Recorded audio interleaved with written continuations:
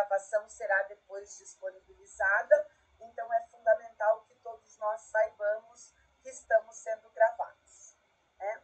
Pode começar, e assim que você começar, eu inicio aqui esse nosso momento. Tá. Ok, podemos começar.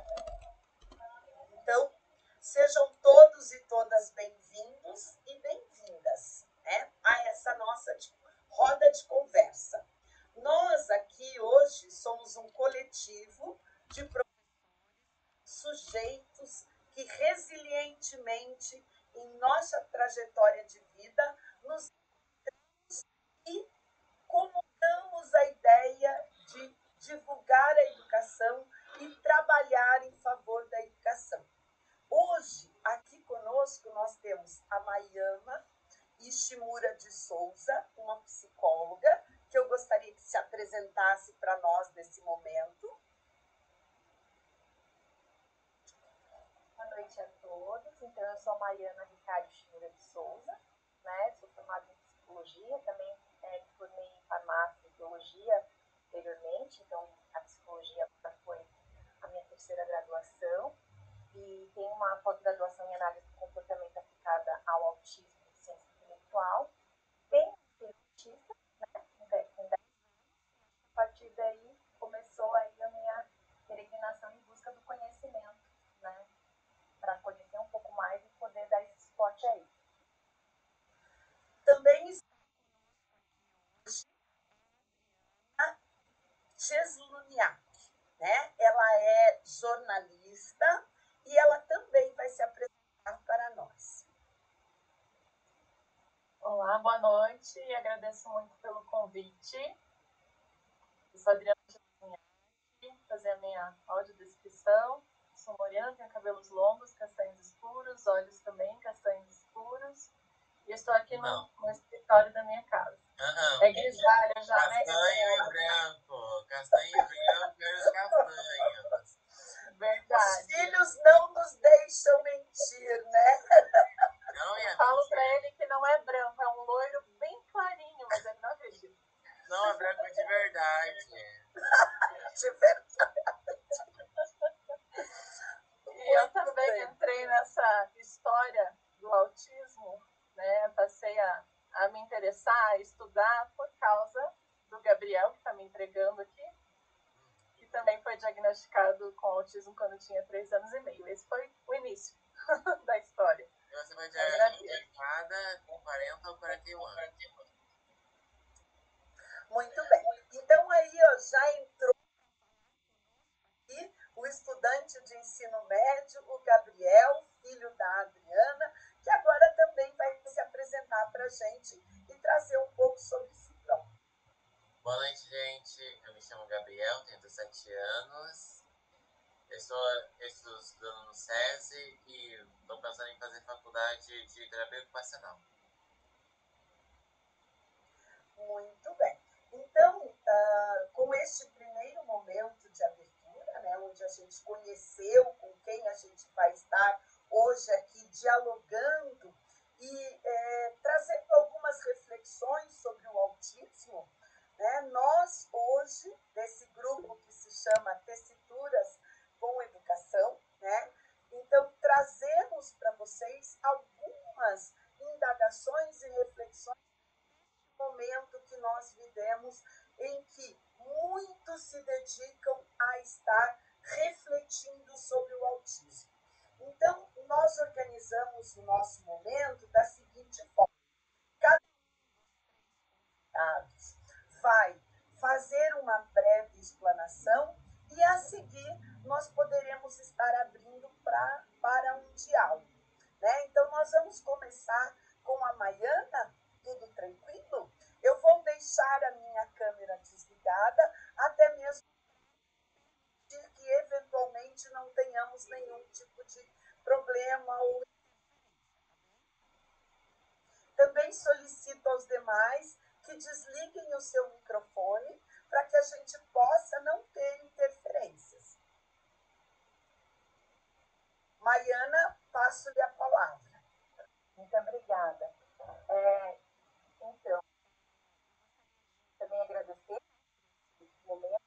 pode contribuir e refletir junto sobre o assunto, né?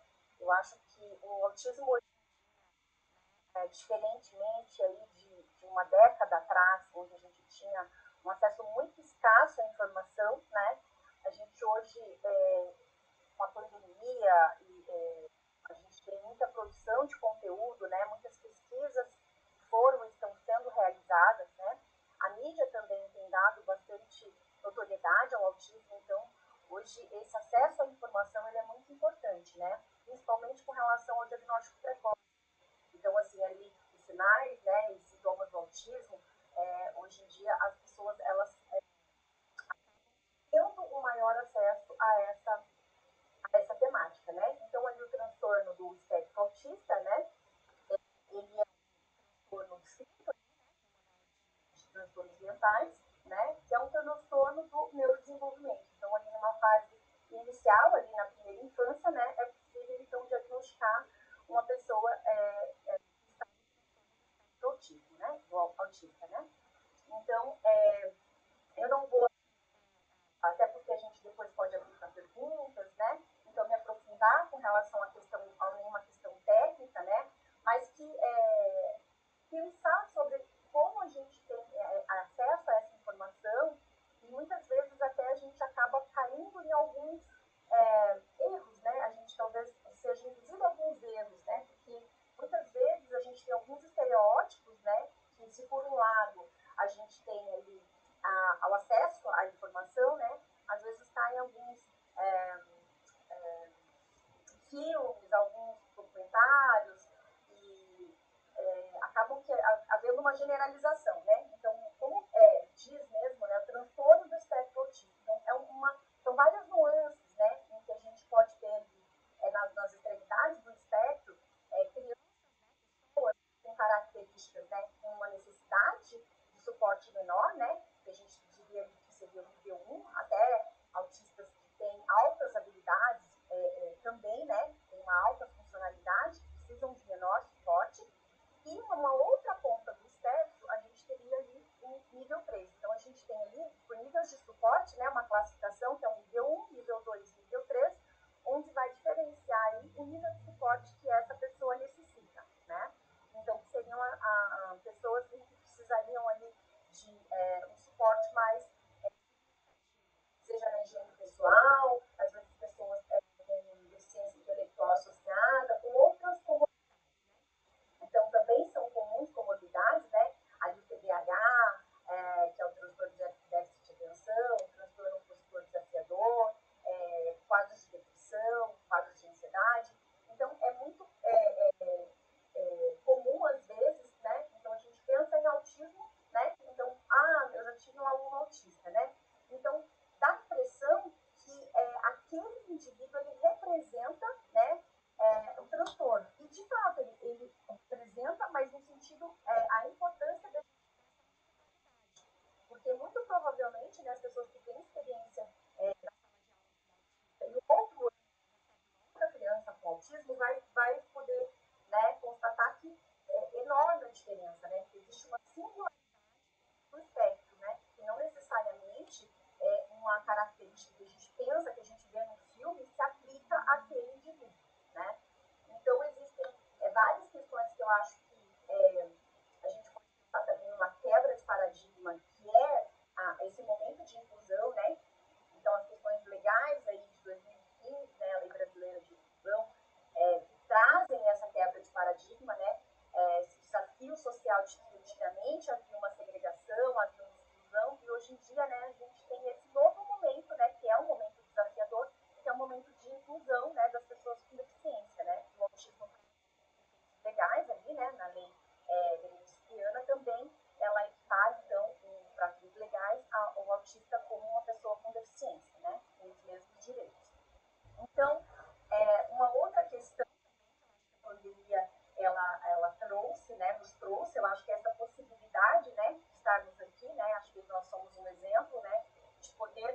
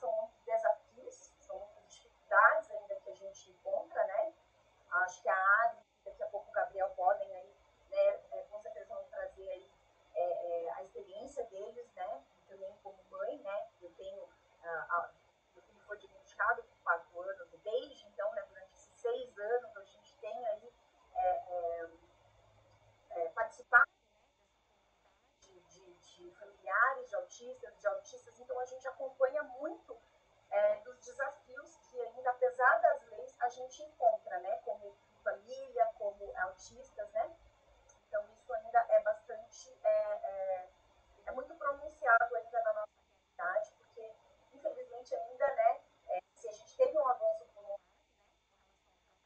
muitas vezes na educação, desafios com relação a esse manejo dessa criança, como serão essas adaptações, né? Tem, por exemplo, a lei, na lei brasileira de inclusão, né? O plano educacional individualizado, né? Então essas pessoas têm esse direito de terem esse plano que muitas vezes não tem. Então são muitos desafios. Acho que um ponto importante também é que nós corrente negativas de matrícula, outra questão também é a questão do bullying, né? Essa questão dessa vulnerabilidade, porque muitas vezes essas características, né, de uma rigidez comportamental, né, um apego aos padrões, uma dificuldade ali na cognição social de fazer uma leitura desse contexto e desse ambiente, muitas vezes propiciam, facilitam com que as pessoas, as crianças com autismo sejam vítimas de bullying, né? Então, tem muitos relatos muito tristes e recorrentes, né, de casos em que essas pessoas acabam sendo vítimas, né, de bullying. Então, quanto a gente precisa como sociedade, né, eu acho que é um desafio de pensar nessa parceria, né, da família, né, de uma equipe terapêutica, de uma equipe pedagógica, para que possa unir forças mesmo, né, para que possa trocar informações, para que possa, de repente, traçar um perfil desse aluno, construir, né, coletivamente esse plano educacional individualizado, levando em conta os interesses desse aluno, né, porque muitas vezes as pessoas com autismo, elas apresentam ali padrões de interesses restritos, né, repetitivos, então tem uns hiperfocos em que pode ser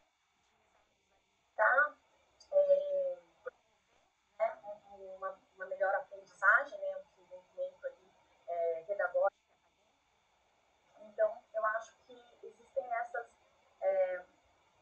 essas facetas aí, né, essa interface em que a clínica, né, em que a parte terapêutica, ela precisa conversar, né, com a escola, com a família, né, a gente precisa pensar nessas soluções, né, não ignorar, né, nem ficar paralisado diante de quão complexo é isso, né, pensando que existe dentro essa singularidade que é um desafio para promover essa inclusão, ao mesmo tempo, né,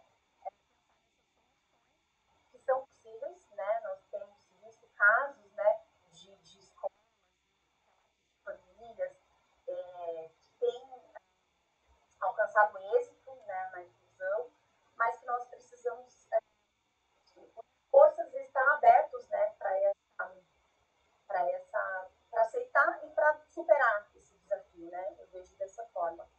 E esses dias me passou muito rapidamente, né, numa mídia social, um cantor, compositor, e ele não era não acredito que não estava no espectro autista, mas ele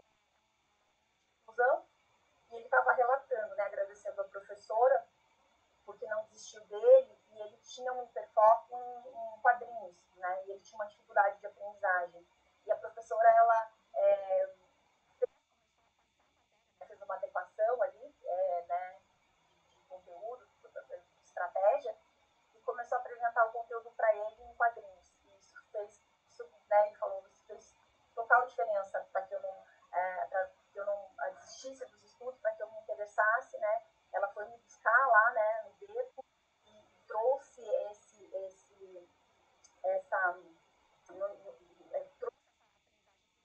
algo que era do interesse dele, né, e conseguiu fazer diferença.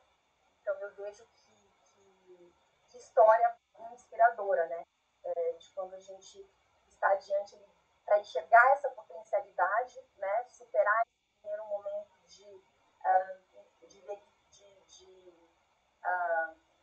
de respeitar essa diferença, essa singularidade, né? E olhar para essa potencialidade e promover, né, essa inclusão, favorecer esse desenvolvimento. Então, eu retomo a questão do transtorno do espectro autista com relação ao critério diagnóstico, né? Porque às vezes a gente fala muito de sinais, do contato visual, né? Então, assim, para o DSM-5, né? Esse manual de transtornos mentais, então ele é um transtorno do neurodesenvolvimento, em que as pessoas que são diagnosticadas, né, com esse transtorno, elas precisam de sinais que eles apareçam em período precoce, e eles precisam na comunicação e na interação social, e tenham padrões restritos e repetitivos em comportamentos, interesses e em atividades, né? Então, aí, todas que foram diagnosticadas com o transtorno do espectro autista, eles têm esses critérios diagnósticos que apresentam esses sinais, né? E uma coisa também muito importante é que a prevalência ela tem aumentado, né? Atualmente, em 2021, né? Recente, nos Estados Unidos, ali pelo CDC, que é o Centro de Controles de Doenças, uma em cada 44 crianças, né, são diagnosticadas com transtorno do espectro autista. Então, isso é muito significativo para nós em pensarmos que, né, numa sala de aula, muito provavelmente, né, se não nos deparamos ainda com uma criança no transtorno do espectro autista, muito provavelmente nós iremos nos deparar, né? E como nós iremos nos capacitar e pensar, né, soluções para que possamos ser agentes de inclusão. Uma proporção, né, de 4 para 1, né, de 4 meninos para 1, mas que também pesquisas recentes elas têm apontado que essa é uma proporção em que existe um subdiagnóstico nas meninas, né, porque existe o cérebro feminino aí das meninas, ele tem um desenvolvimento social mais significativo que os meninos, né, então que existe um subdiagnóstico, então eu acredito que isso tende a mudar, né, com as pesquisas mais recentes.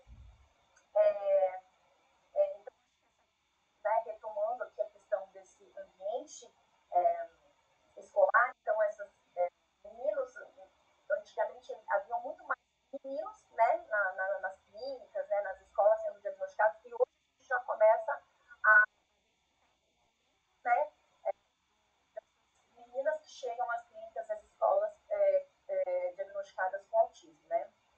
Uma questão importante é a questão dessa vulnerabilidade.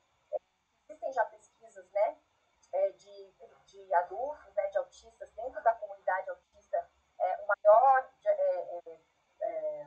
maior probabilidade, uma maior estatística de casos de depressão, de tentativa de suicídio, de transtornos de ansiedade.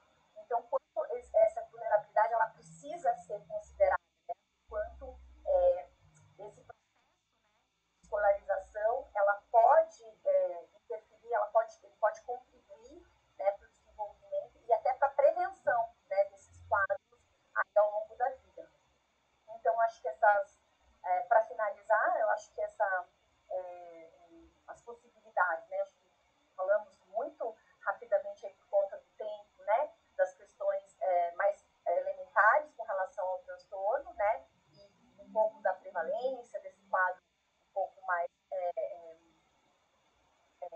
numérico, né, e dos sintomas e dos desafios. E para finalizar, eu queria, né, pensar sobre as possibilidades, né, sobre como a gente pode realmente construir, né, esse caminho da inclusão, que é complexo, mas que eu vejo que é fantástico. Para mim, ele é sensacional. Eu vejo que essa é uma semeadura, né, algo que a gente está lançando ali, né, confiando que aquilo vai gerar frutos, né. Então, eu vejo que essa parte da terapeuta, escola, vem sendo esse momento de culpabilização de quem é a culpa, né? Eu acho que a gente, historicamente, dentro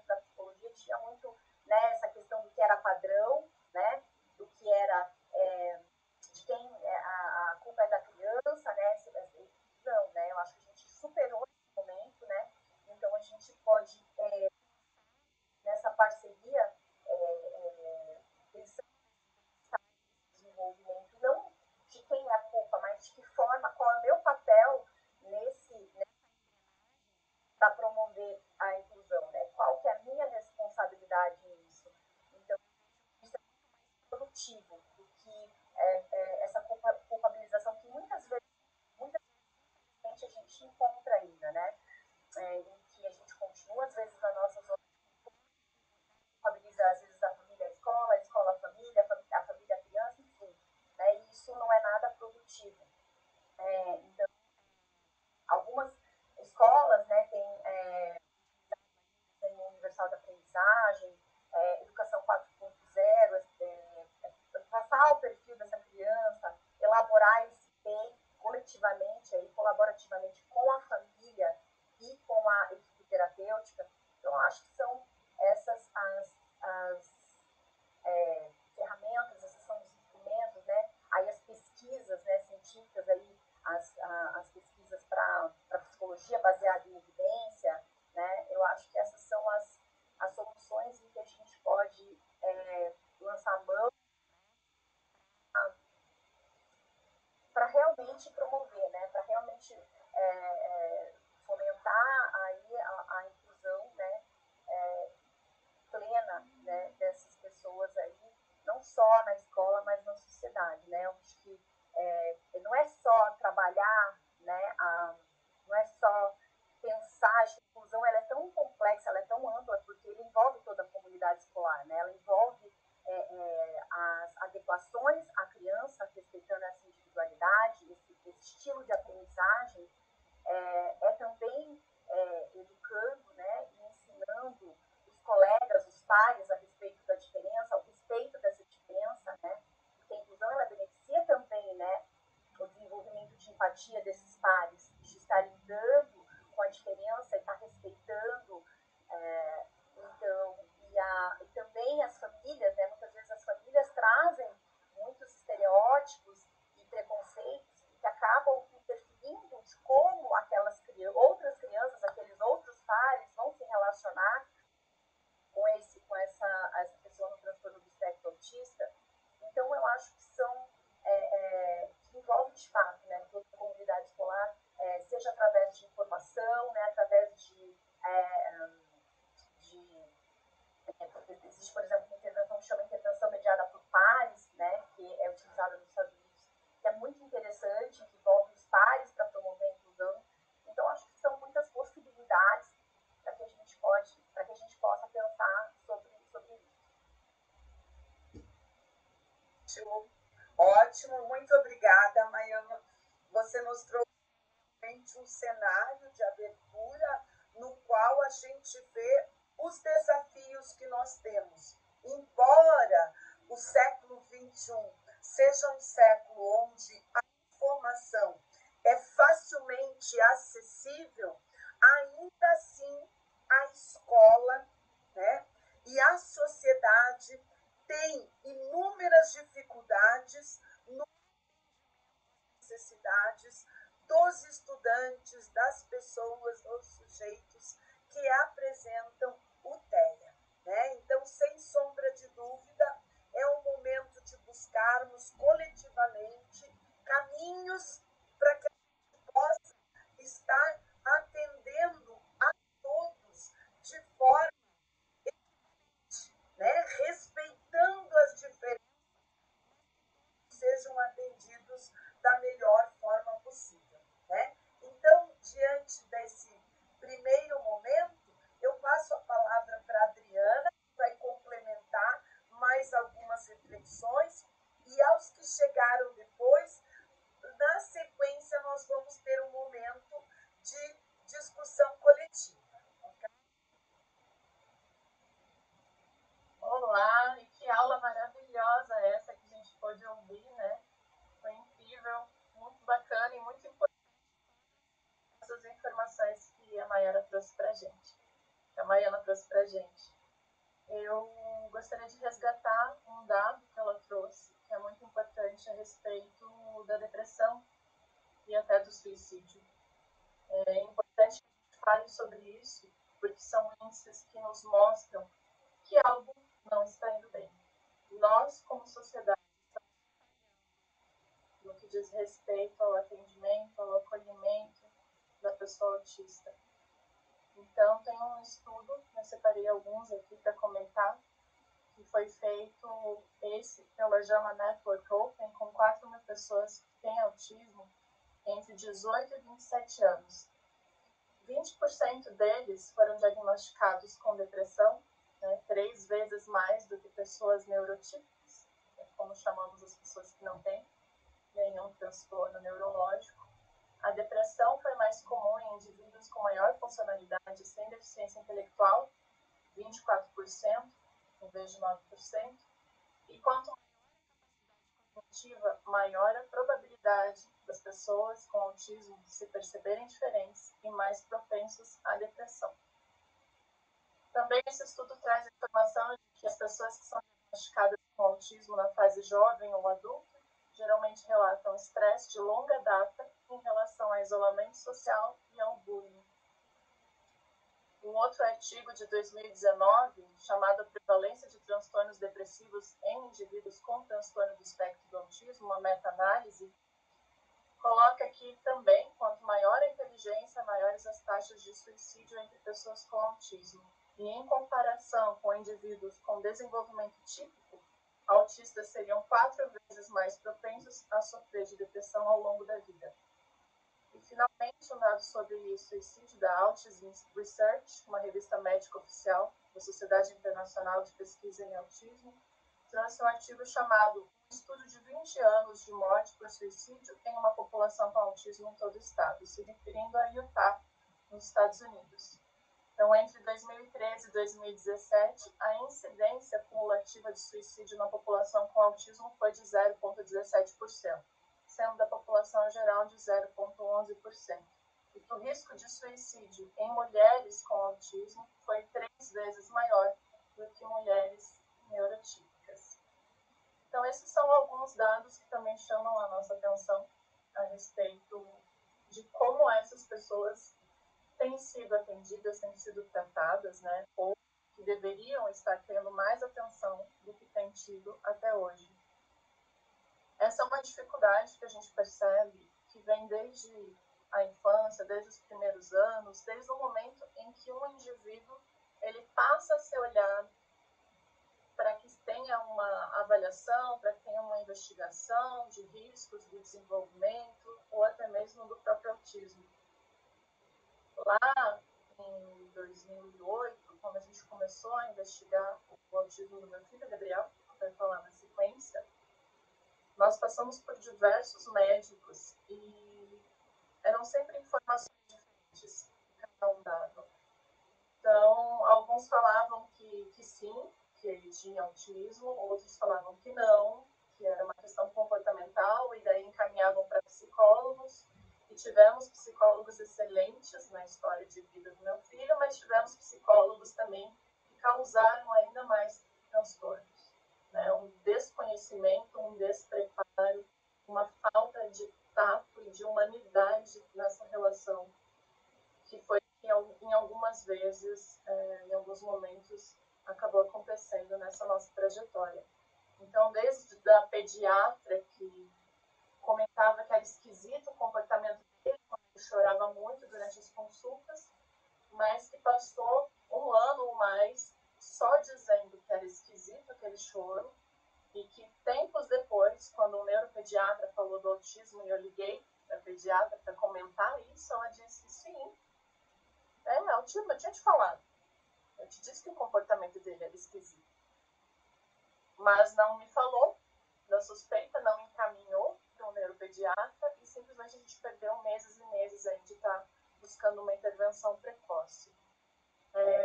Foram diversas histórias, tem algumas palestras que eu falo sobre isso, né, de profissionais dizendo que era falta de limite, que não estávamos educando direito, que precisávamos ser mais rígidos, para que ele tivesse um comportamento diferente, né, mais adequado à idade dele. E foram uns primeiros anos bastante complicados, até que a gente conseguiu espaço numa clínica especializada, ele foi recebendo uma intervenção que foi trazendo muitas melhorias no comportamento dele, favorecendo uma comunicação que eu percebia que quanto mais dificuldade ele tinha em conseguir se expressar e conseguir que outras pessoas entendessem o que ele estava querendo dizer, mais autoagressivo ele ficava, né? Com maior perda de controle dele. Mas ao longo dos últimos anos, né? Ele está com 17 agora, então foram 14 anos de intervenções de diferentes profissionais, né? Desde psicólogos até musicoterapeutas, terapeutas ocupacionais, psicopedagogos, psicomotricistas e diversos outros também. Mas e hoje o Gabriel está no ensino médio e ele está num momento muito tranquilo. Eu vejo outras famílias falando, nossa, meu filho, adolescente, eu tô ficando maluca. Ele é um adolescente muito tranquilo, né? Ele é muito, muito inteligente e nos ensina muito também, né? Então, hoje a gente está numa fase muito tranquila nesse sentido. Algumas adaptações acabam sendo feitas na escola, mas ele mesmo consegue se virar, os professores o ajudam bastante, talvez ele traga umas informações a respeito disso daqui a pouquinho, mas também que apesar de com ele as coisas estarem mais calmas, nos últimos 2 anos eu voltei a passar por essas situações de pular de profissional em profissional quando eu decidi buscar o meu próprio diagnóstico, né? Então, foi complicado até conseguir um psiquiatra, um neurologista que me ouvisse, que ouvisse as minhas suspeitas, que aceitasse fazer um pedido de uma avaliação neuropsicológica. Então, essa avaliação foi feita, levaram meses, né, para que eu conseguisse. E mesmo com o resultado da avaliação neuropsicológica, feita por uma psicóloga especialista, que dizia, né, transtorno de atenção e hiperatividade, altas habilidades e superdotação, com todos os testes que ela fez comigo. Eu ainda passei por vários psiquiatras e vários neurologistas que simplesmente não me ouviam, que simplesmente não tinham o menor interesse em ver o que o psicólogo tinha escrito. Por quê? Porque algumas frases comigo no início da consulta, eles já tinham aquele preconceito de uma visão da pessoa autista, que é uma visão de alguém que tem deficiência intelectual associada, alguém que não se comunica verbalmente. Então, inclusive, eles me respondiam isso, mas você se casou, você teve filho, não tem como você ser autista, né? Então, não tinha nem como continuar as consultas, porque eles não tinham ouvidos e também não tinham interesse em confirmar, né, em dar uma olhada, nem mesmo nos documentos que eu apresentava, feitos pelos psicólogos. Teve uma psiquiatra que ela começou a me questionar, e isso, infelizmente, é muito comum. Adultos autistas reclamam desse atendimento péssimo que tem sido dado, por falta de conhecimento desses profissionais, por falta de capacitação. Então, é muito comum eles questionarem, mas por que você, a essa altura da vida, está buscando um laudo? Né? Que diferença isso vai fazer? E faz toda a diferença. Muda completamente, absolutamente tudo. Porque a sua visão do que é ser uma pessoa neurotípica, na verdade, você vê que cai por terra. Porque você nunca foi neurotípica. Então, até essas questões mais básicas de questionamento de quem eu sou, de quem é meu filho, de quais são as nossas diferenças, ou como é a nossa relação com o mundo, com as pessoas, tudo isso muda completamente. E eu só fui entender depois que eu passei por essa situação. Mas essa psiquiatra me questionando e eu tentando explicar para ela o meu lado. E ela disse assim, não sei por que as pessoas têm mania agora de quererem andar com uma placa de doença mental pendurada no pescoço. Que tipo de empatia, né? Que tipo de apoio ou de atendimento se pode esperar de um profissional da saúde que fala uma coisa dessas, né? E tá cheio, infelizmente. Então, novamente, passou a ser um momento tumultuado na minha vida, passando por esses profissionais e tendo escancarada na minha cara esse despreparo, né? E esse desinteresse. esse desinteresse em ajudar uma pessoa que chega num consultório para ouvir um especialista. Na verdade, de especialista não tem nada. Então, isso é algo que eu faço um link muito claro com aquelas informações que eu trouxe no início, né? De depressão, de suicídio, porque, infelizmente, ainda hoje, depois de décadas e décadas que a gente vem se debruçando sobre autismo, o cenário ainda é desolador. Mas eu acredito que são principalmente as ações de adultos autistas que vão fazer essa transformação ocorrer de uma forma mais rápida, né? Porque são pessoas que estão buscando seu lugar de fala, são pessoas que estão mostrando sua vulnerabilidade e estão fazendo com que a sociedade, com que os profissionais os ouçam, os olhem de verdade. Não são pessoas que vivem no seu próprio mundo, são pessoas que estão aqui, querem fazer parte desse mundo e que não aceitam mais ser marginalizados, ignorados, enfim, excluídos. Já vou me encaminhando para o final da minha fala. Fico bastante emocionada, mas eu insisto em falar sobre isso, porque eu vejo a importância e a relevância que tem. Eu participei das 2 últimas edições do Congresso Europeu de Autismo, foi em 2016 e 2019, esse ano, que teríamos, né, por conta da guerra, e, enfim, ela acabou sendo. Mas algo que eu gostaria de dizer é que há uma visão cada vez mais forte e necessária a respeito da felicidade da pessoa autista. Então, não ações vão fazer com que ela se comporte como se ela não fosse autista.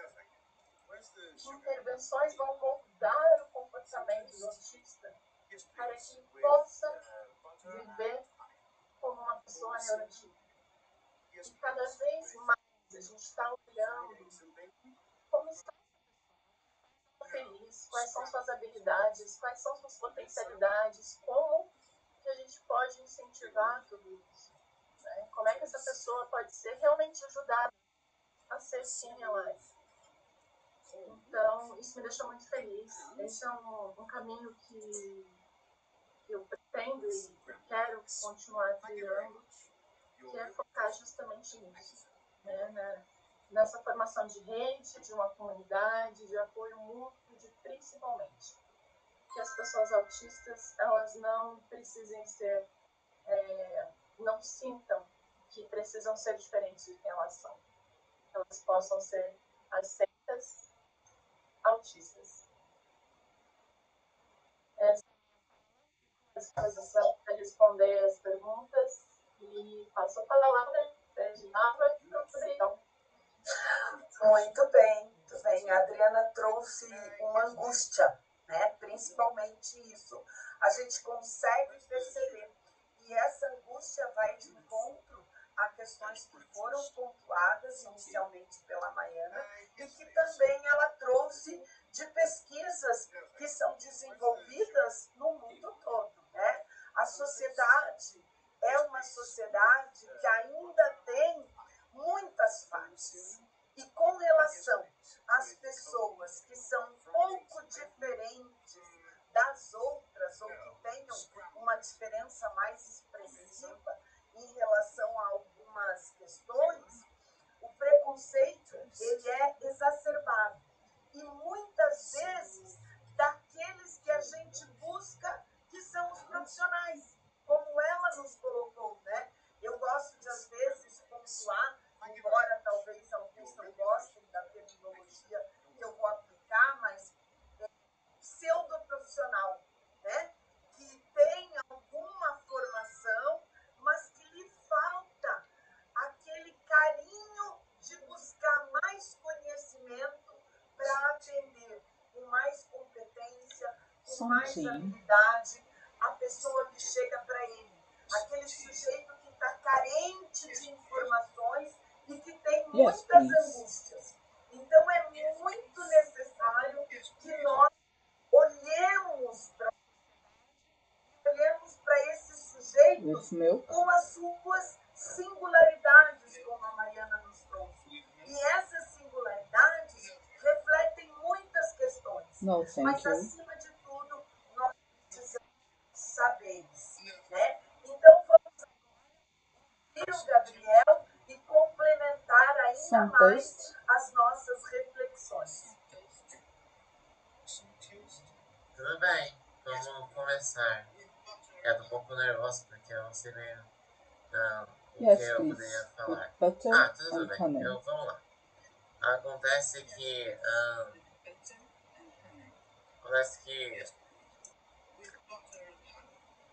eita, deu um branco aqui. Já sei. Yes, please, with butter and honey.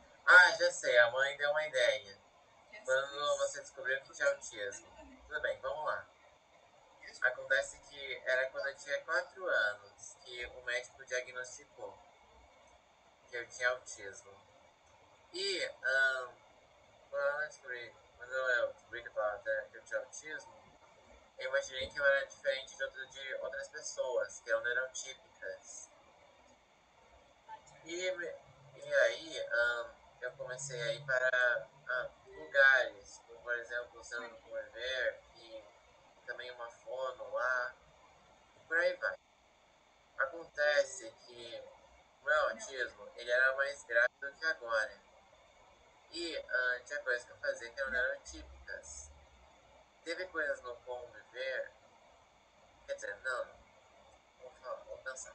Teve coisas que aconteceram em certos lugares e que eu acabei sendo influenciado por manias de outras pessoas e acabei também repetindo essas manias. Acontece que nem todo mundo me aceitou do jeito que eu era, obviamente. Teve momentos que foram difíceis da minha vida. Teve até mesmo um ano em que eu queria me matar, porque eu sofria muita pressão.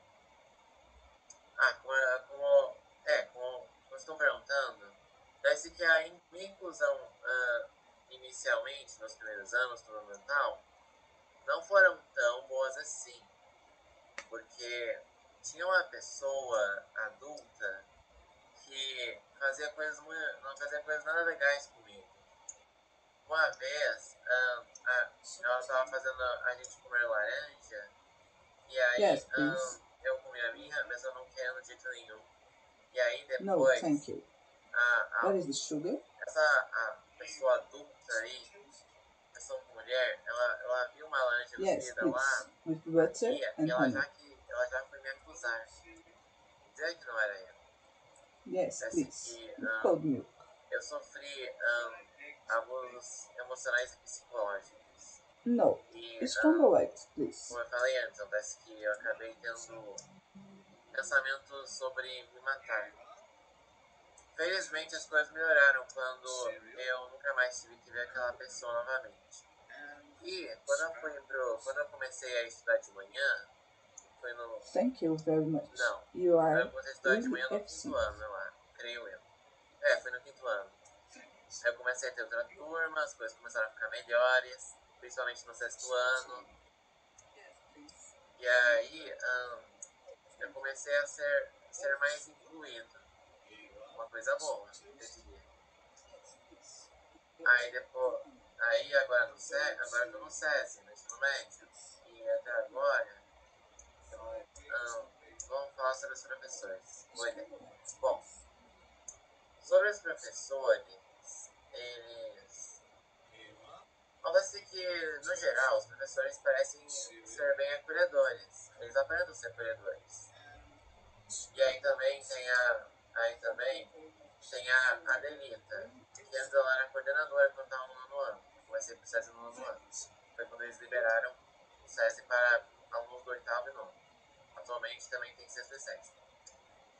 Aí aconteceu, eu fui lá, aí eu conheci a coordenadora Adelita, a gente acabou criando um vínculo próximo, aí depois dos 3 anos ela se tornou diretora. continuar com o vínculo próximo. Bastante próximo mesmo. Já visitei a casa dela e já dei barras de access dela e da filha dela, a Duda. Bom, aí o que aconteceu? Acontece que, resumindo, agora as coisas parecem normais. Quer dizer, tem um momento que eu tenho que antes que eu preciso acabar me empenhando para que eu acabe não sendo pisado. Aí, aí é claro que vai ter uma hora ou outra que teremos que tentar o braço torcido. Mas é aquilo, né? Parece que o mundo, como a Madri e elas disseram, ainda tem muito que melhorar. Bom, amanhã, tá bom, amanhã. Tudo bem. Acontece que já teve vezes que deu pra eu fazer uma avaliação adaptada. Teve vezes que os professores deixaram fazer a avaliação adaptada. Tipo, ao invés de eu fazer algum texto assim, eu poderia mandar algum áudio, por exemplo. Também tem uma vez que eu fiz um teste oral, ao invés de eu fazer um teste escrito. E aí também aconteceu que... sabe o quê? Que eu... Teve uma vez que não estava dando para eu resolver uma avaliação em um prazo, e aí o professor estendeu o prazo, que é uma coisa boa. Porque estava com dificuldades mesmo naquilo. Aí, o que eu estou fazendo agora? Agora eu estou numa clínica chamada Guivida e está muito bom lá. Parece que os terapeutas de lá, eles costumam saber o que estão fazendo e eles não têm só formação, eles também mostram ter empatia, esse carinho aí que a Maiana falou. E aí, tem a coisa, também tem um projeto aqui no colégio que as pessoas podem ir lá voluntariamente, eu estou participando também. Esse projeto Thank You, o nome do projeto é Thank You, o nome. Ele ajuda crianças da Torres a falar inglês. Acontece que a gente está, tipo, não apenas ajudando elas a falar inglês, também estamos dando esperança para elas. Para que elas conheçam, para que elas possam ir para um lugar melhor. Para que elas acabem que o lugar em que estamos vivendo tem mais do que apenas o que elas vivenciam na Vila Torres. Para quem não sabe, lá tem horas que o colégio tem que até fechar adiantado porque tem acerto de contas. E aí o que tem mais? Parece que as crianças tem crianças que vão lá no colégio lá só pra poder comer. É uma coisa complicada. Mas é isso, a vez que eu estou enviando o projeto Tempo, a Jora ela gosta da minha presença, estamos ajudando. Aí agora eu posso responder perguntas, se vocês quiserem. Gabriel, como é que é a sua interação com estas crianças? Particularmente,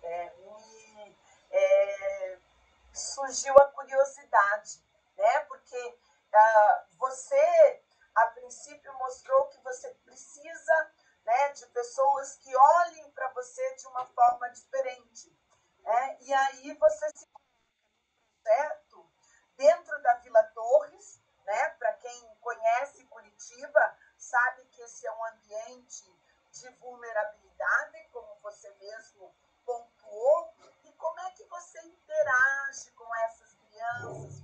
Você percebe que você tem parceiros ali? Como é que elas interagem com você? Né? Como é que é essa vivência desse projeto? Acontece que eu sempre tento ajudá-la sempre que posso. Eu já levei elas pro banheiro, quer dizer, eu não vi elas fazendo necessidades, obviamente. Já levei pra beber água, eu já ajudei elas a fazer alguma coisa de trabalhinho, assim. Não vou dizer que é bem trabalho, de atividade, na verdade.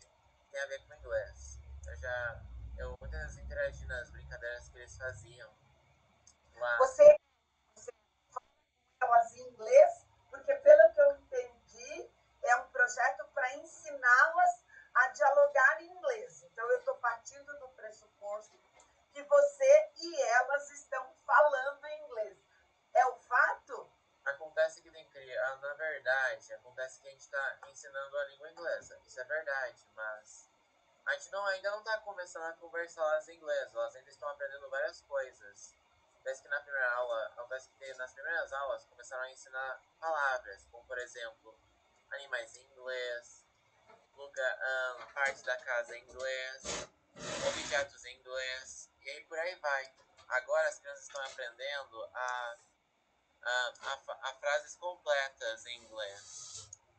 Parece que é um passo de cada vez. A propósito, sim, é verdade. A gente também dá lanche para elas no final, para elas comerem. Tem pessoas do tempo que preparam uma comida assim. Porque, né, tem criança que não consegue comer durante a tarde. Uma pena.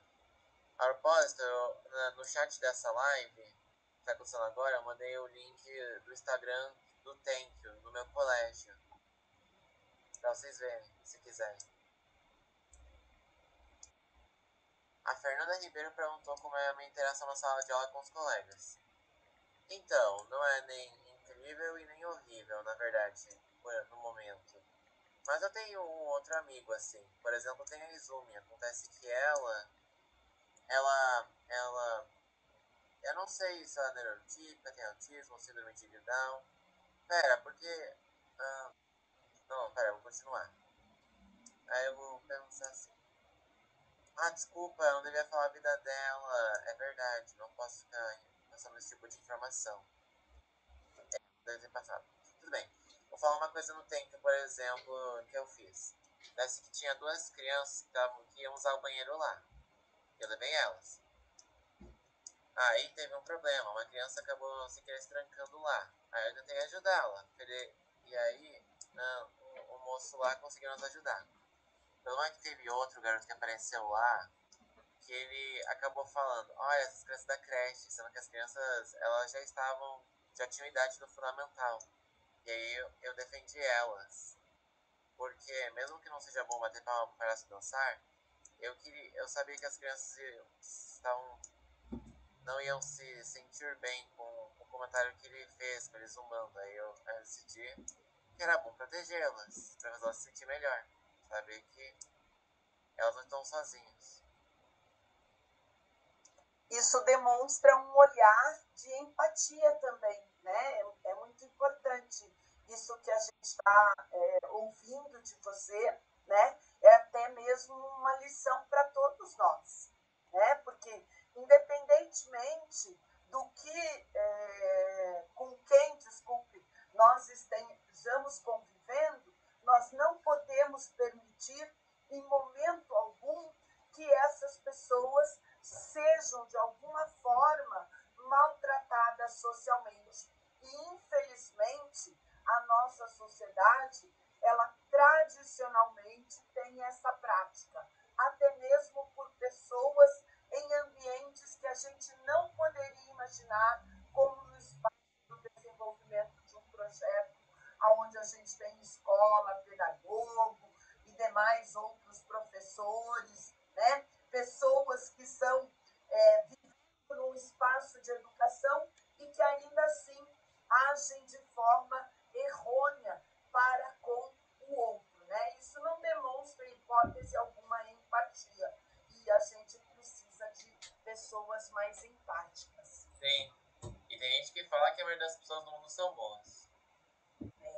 Infelizmente, você tem trazido para nós, e a Adriana também já nos trouxe isso também, e a fala da Maiana não fugiu disso, a evidência de que nós, enquanto sociedade, ainda estamos engatinhando em relação ao entendimento, o reconhecimento, a aceitabilidade daquelas pessoas que não são iguais a todos. E ninguém é igual a todos, né? É muito importante que a gente tenha essa percepção.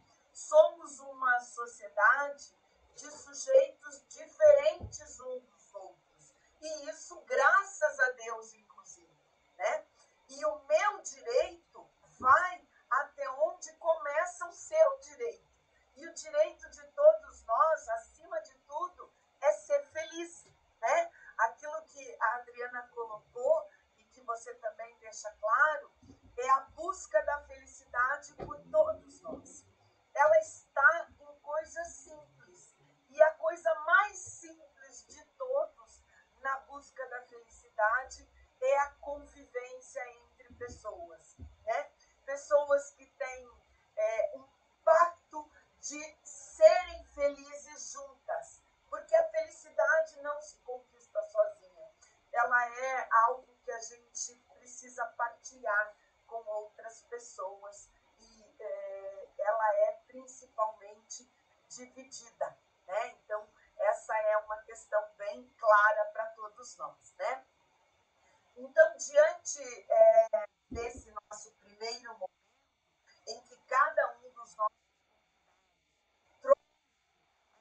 trouxe trouxe inquietações, trouxe um pouco da sua realidade, da sua história de vida, eu abro para quem quiser colocar algum questionamento, alguma abordagem oralmente, ou se quiser escrever no chat, eu posso estar colocando e interagindo com os demais.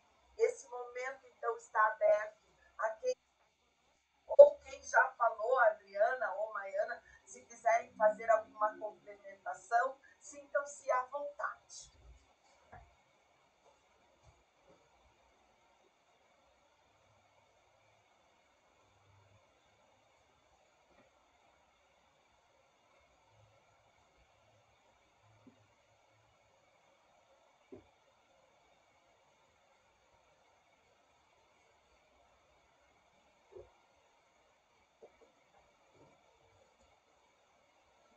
A Adriana perguntou se eu queria comentar sobre a presença da minha lua. Ah, tá. Tudo bem, eu posso falar. Quer dizer, eu achei que não era necessário. Tipo, tá todo mundo assistindo a live. Tipo, poderia responder ela quando ela perguntasse. Mas tudo bem, acho que eu posso mencioná-la gratuitamente. Mas eu gosto dela, é claro. Eu acho ela uma pessoa bastante sábia. Ela podia ser uma pajé. Quer dizer, eu falei isso porque ela fala coisas semelhantes a de um pajé. Bom, ou não, né? Eu não tenho certeza. Eu nunca conheci tão bem assim um pajé de verdade. Bom, enfim, vamos lá. Parece que a minha lua, ela já foi minha musicoterapeuta substituta por 3 dias. Foi bem recente, na verdade. Parece que a gente conversou sobre várias coisas. Ela falou muito sobre ela, eu falei muito sobre mim. E a gente também ouviu algumas músicas.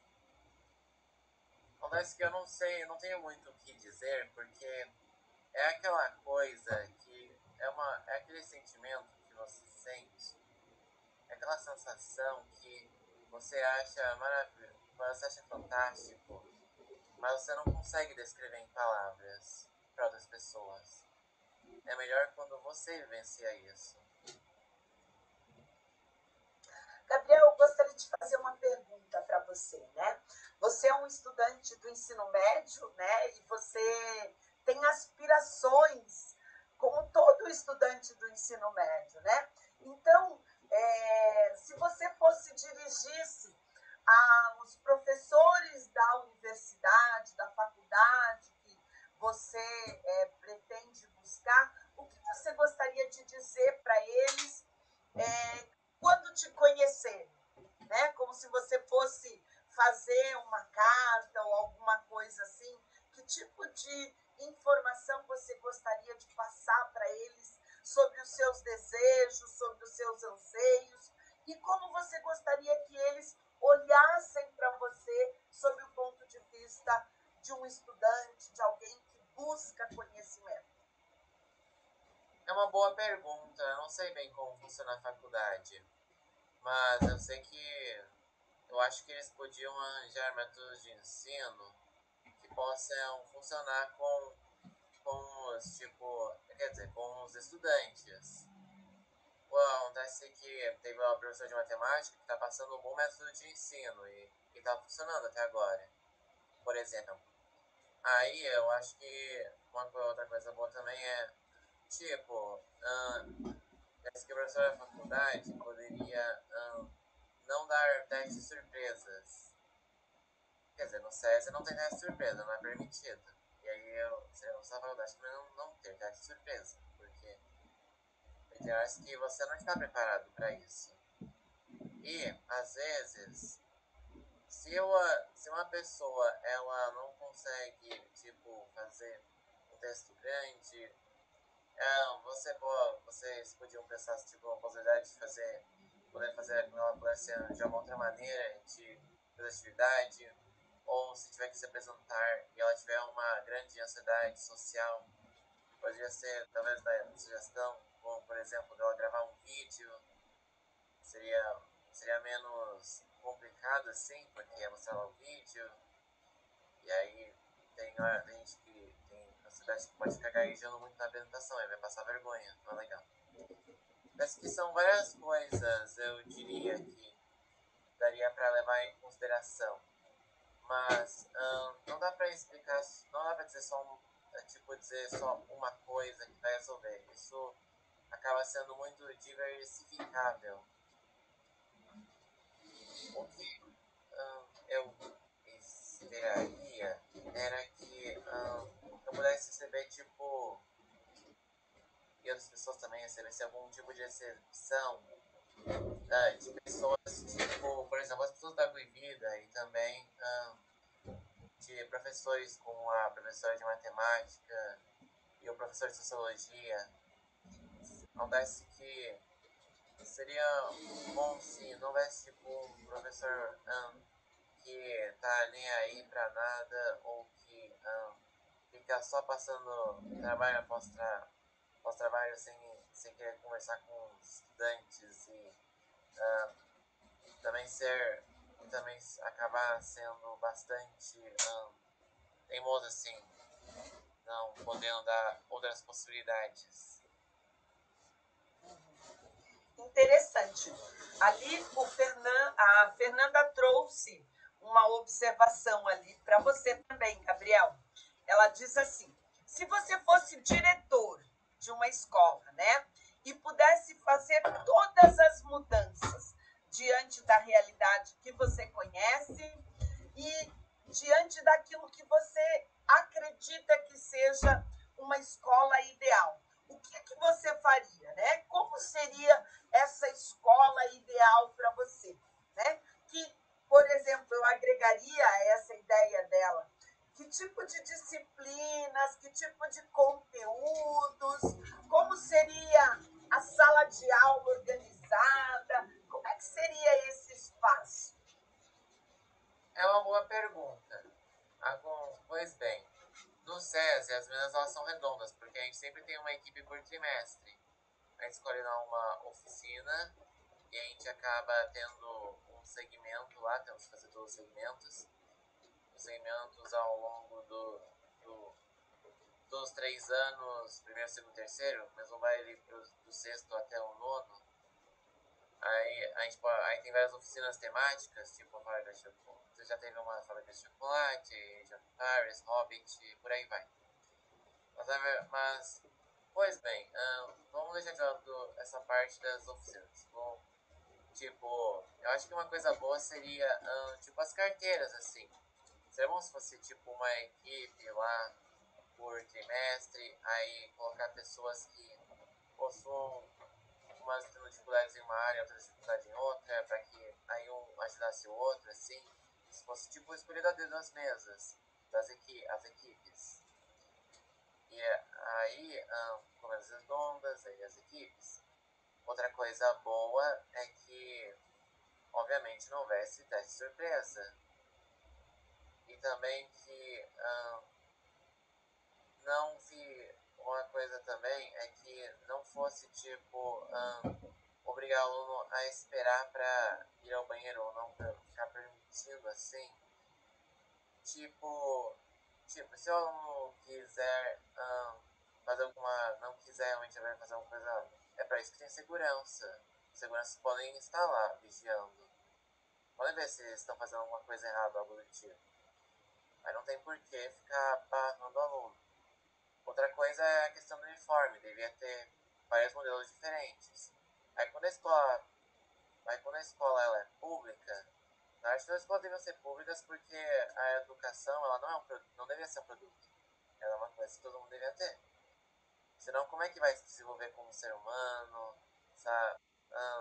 Ser tipo como pessoas que têm empatia, sabem? Conhecem sobre determinadas áreas e também ter vários conhecimentos diferentes. É por isso, é isso que eu falei. Mas enfim, se é um colégio público, aí todos os colégios sendo públicos, como deveria ser, né? Parece que os uniformes, as pessoas não deveriam comprar os uniformes. E se tivesse que comprar uniforme, aí ela só compraria se quisesse. Porque, como eu falei antes, a educação não é um produto. E você obrigar alguém a ir com um uniforme que você tem que pagar, aí vai ser basicamente como se fosse para um colégio particular e oferecesse uniforme de graça. Mas é o que é isso, né? Se tiver que usar uma parte de uniforme, tem que oferecer gratuitamente. Aí se não oferecer gratuitamente, custar dinheiro, aí tem que ser opcional. Aí também devia ter vários modelos de uniforme, não ter só um modelo, porque senão vai acabar padronizando bastante. E daí aí né, não é bom ficar tipo fazendo todo mundo ficar sendo igual e essas coisas.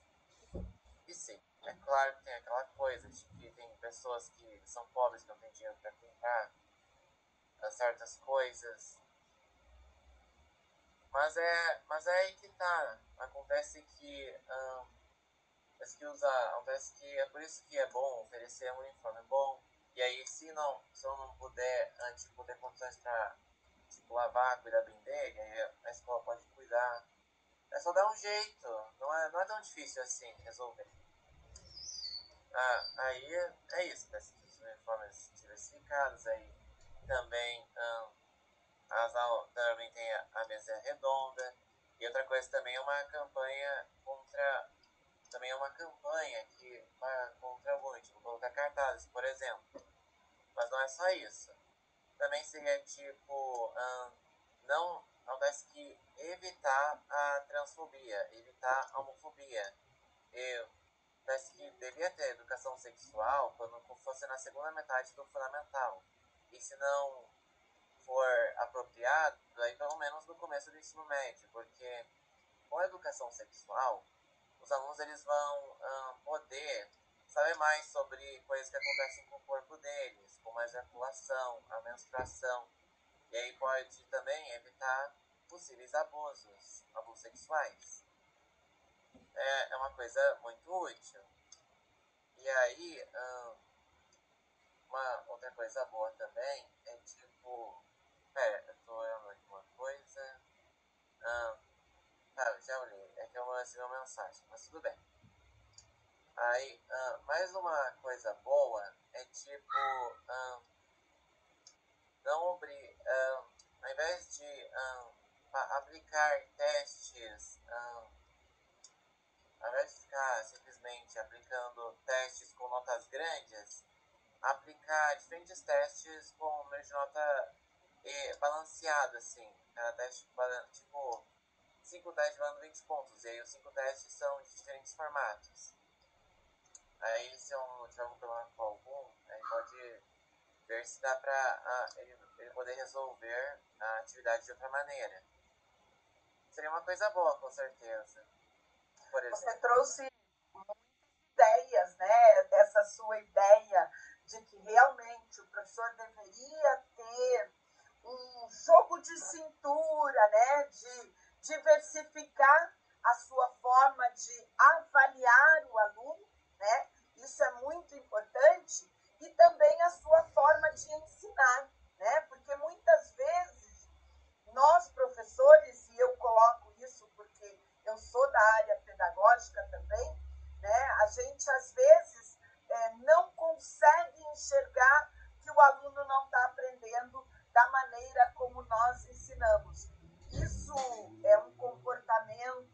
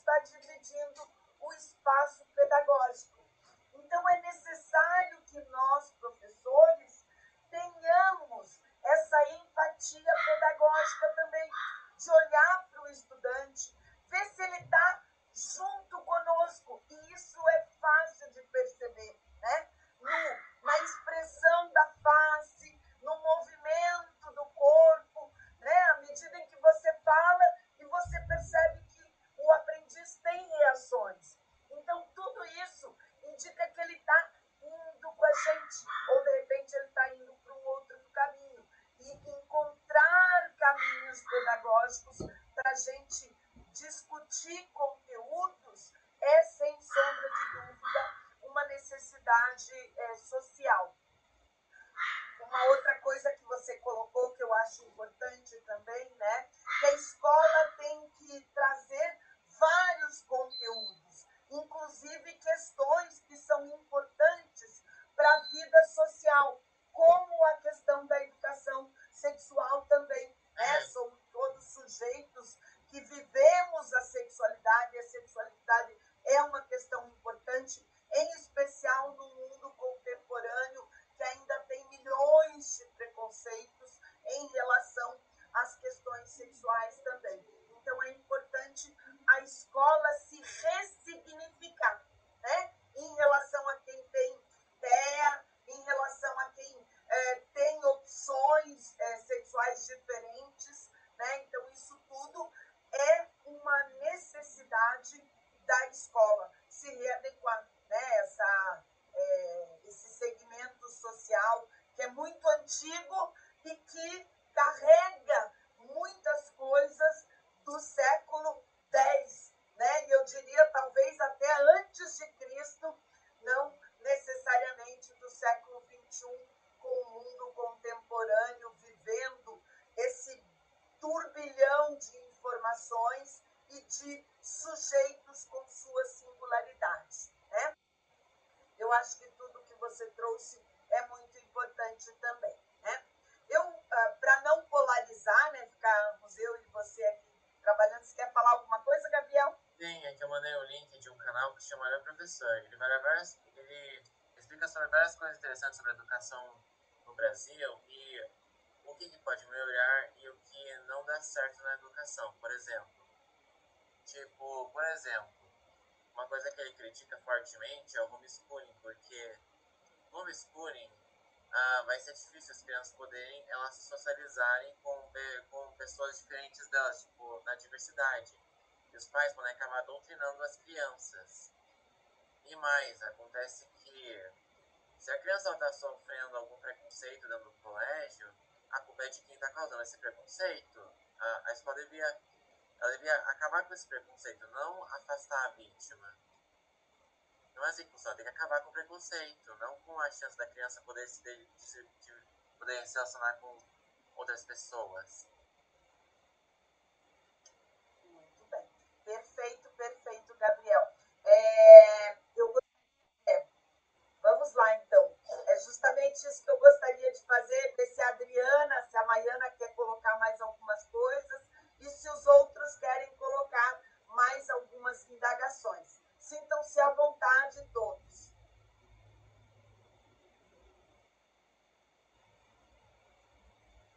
Eu só vou comentar brevemente, porque o Gabi falou, né, que no ensino fundamental para ele não foi tão fácil, tão tranquilo.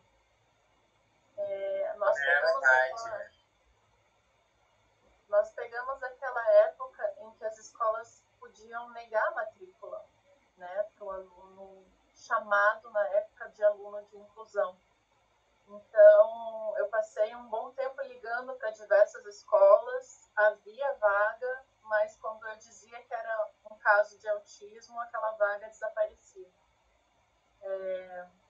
Tivemos depois a lei bereniciana, que pôs fim a isso, né? Pela legislação, não é permitido negar vaga para pessoa com deficiência, para pessoa com autismo. Mas, infelizmente, de outras formas, essa exclusão ainda acaba acontecendo, né? Mas nós tivemos a sorte de encontrarmos escolas bacanas e, inclusive, a escola que está hoje, a gente agradece muito a diretoria, a coordenação, porque são muito atenciosos.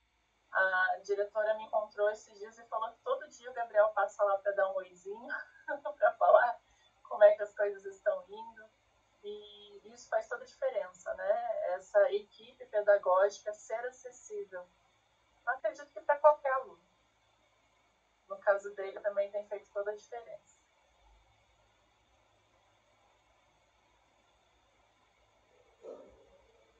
Eu não sei se a Mariana gostaria de comentar como é que foi essa questão de inclusão com o filho dela. Já pegou uma outra fase, né?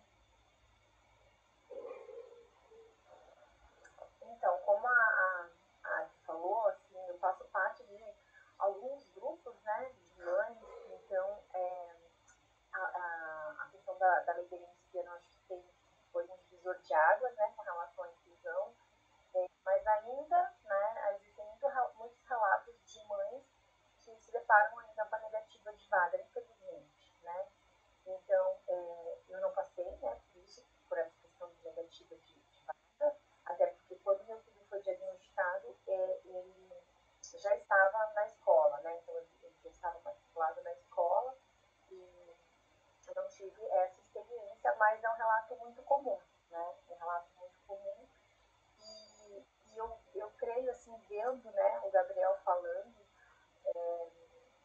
é muito gratificante, porque conheço, né, a história deles aí, acompanho algumas palestras da Adri ali da época da UPA, né, sempre muito ativa na comunidade autista, e o quanto eu acho que é enriquecedor para nós, né, ver que os autistas agora tenham voz, quanto a gente aprende, né.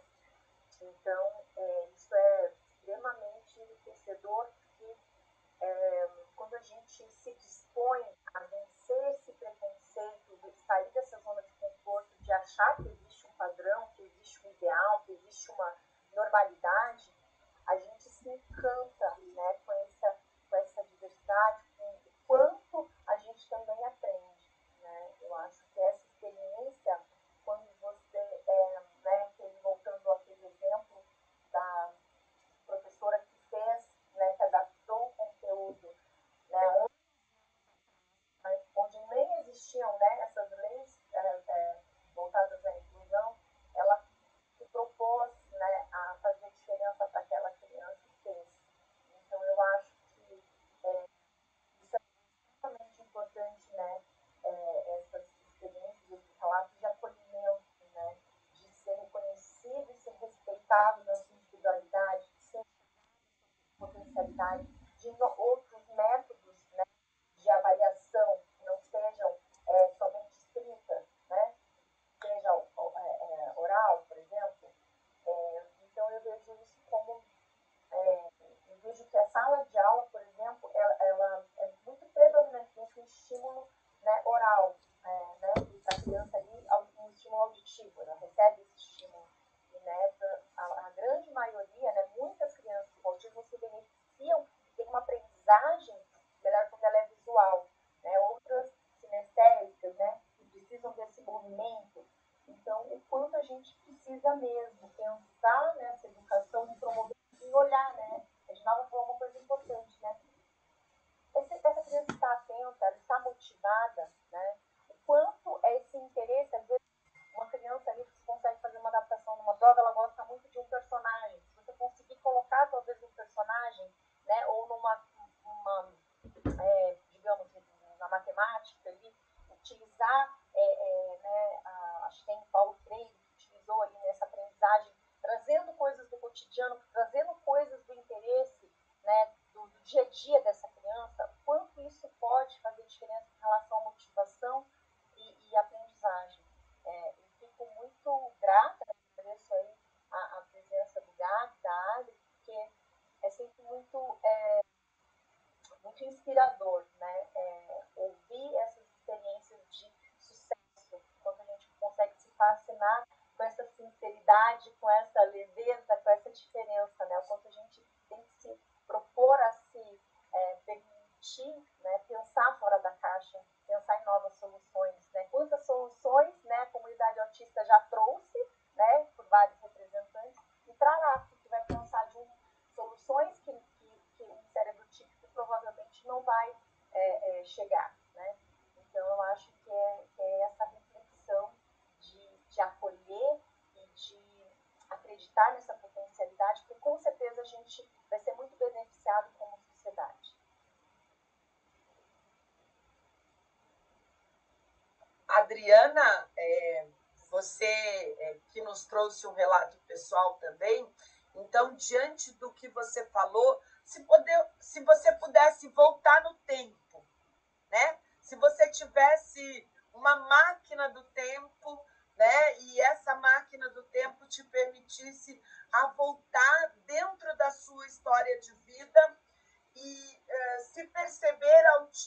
naquele momento e conquistar algumas coisas que talvez você tenha se sentido frustrada hoje. Então, eu gostaria de perguntar assim, para que momento você voltaria e o que você gostaria de ter conquistado e que hoje, não sei se fui clara. Sim, obrigada pela pergunta. Eu só consigo pensar em uma coisa que foi algo que veio na minha cabeça logo depois da confirmação, assim, né, do resultado da minha avaliação neuropsicológica, que é uma compaixão por mim mesma. E pensar que em todos aqueles momentos em que eu me sentia muito, que eu me sentia incapaz, que eu me sentia não merecedora, que eu me sentia não inteligente, que eu me sentia menor do que os outros, ou menos, né? Então, repórter, eu me achava uma repórter menor do que as outras pessoas, né? Ativista, me achava menor. Como estudante, de toda a trajetória, sempre aquela sensação de que eu não conseguia dar conta como eu deveria estar dando, né? Como eu achava que deveria estar dando. Então, eu acho que essa compaixão, até como uma forma de antídoto para toda autocrítica, autocobrança, que sempre foi muito forte em mim. Então, eu acho que eu pacificaria antes todas as...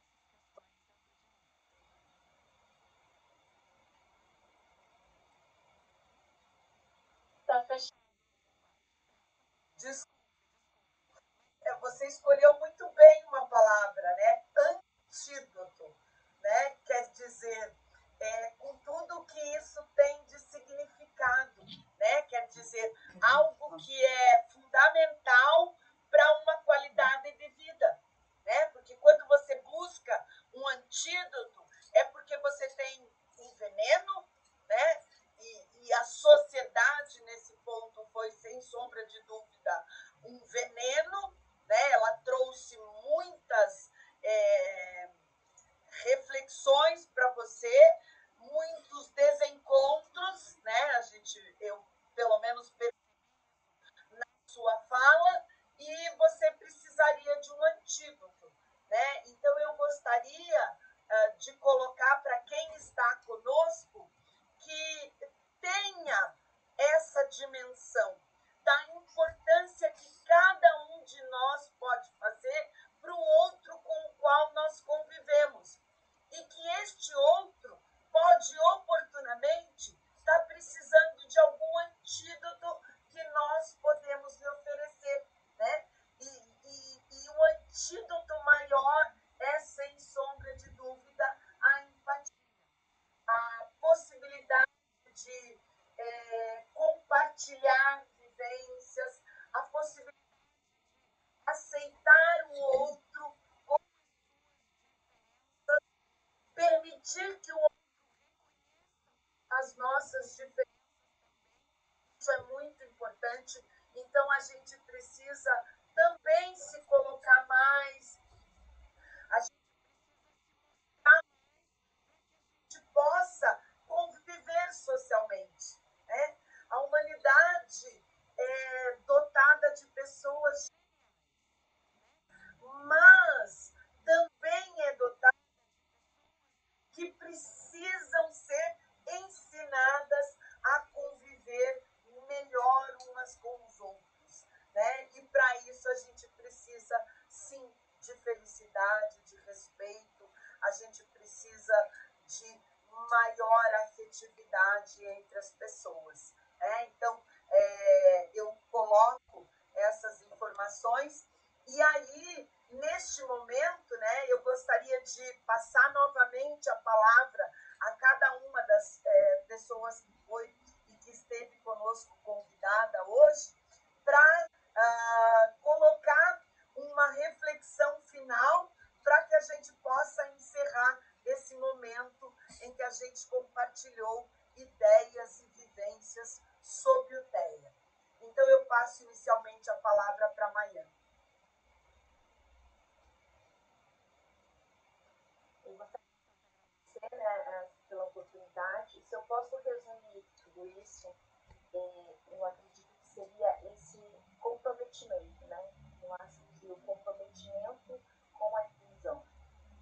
comprometimento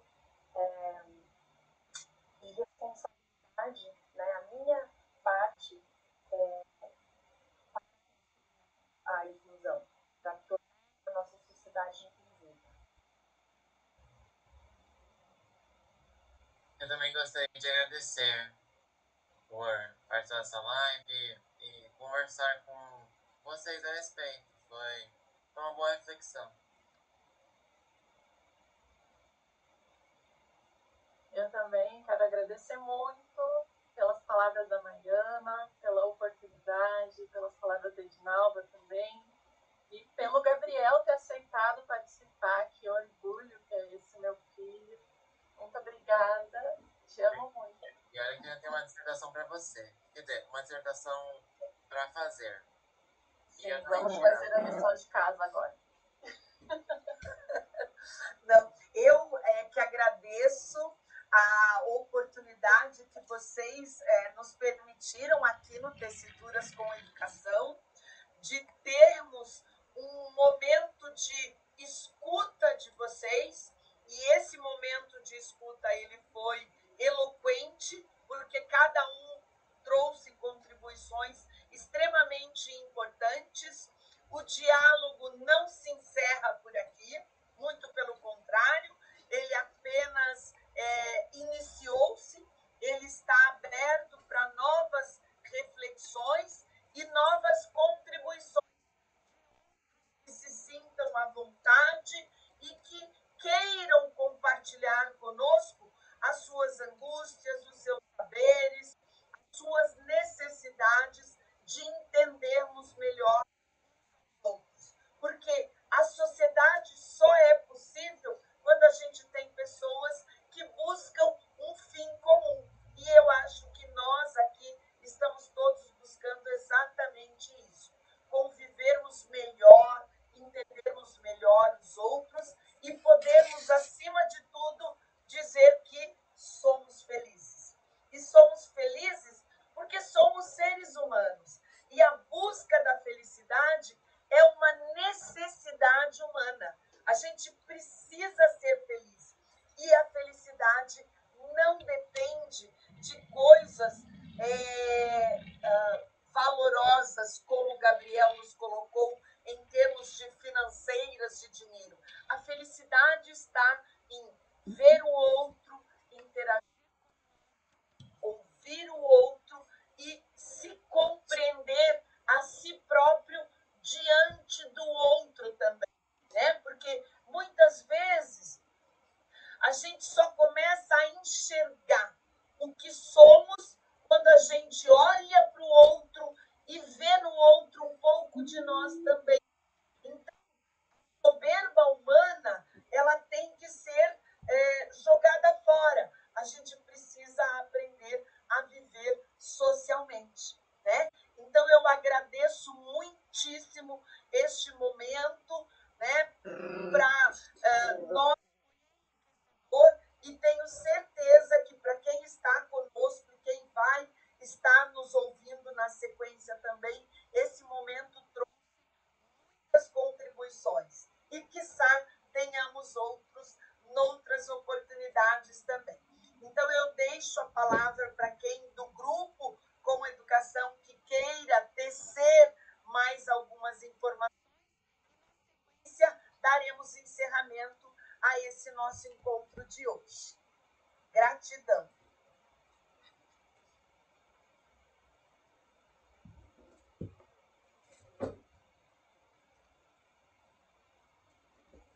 Gostaria de comentar só que nós temos mensalmente um encontro para adultos autistas, uma pizzaria, e temos também todo mês encontro para famílias também.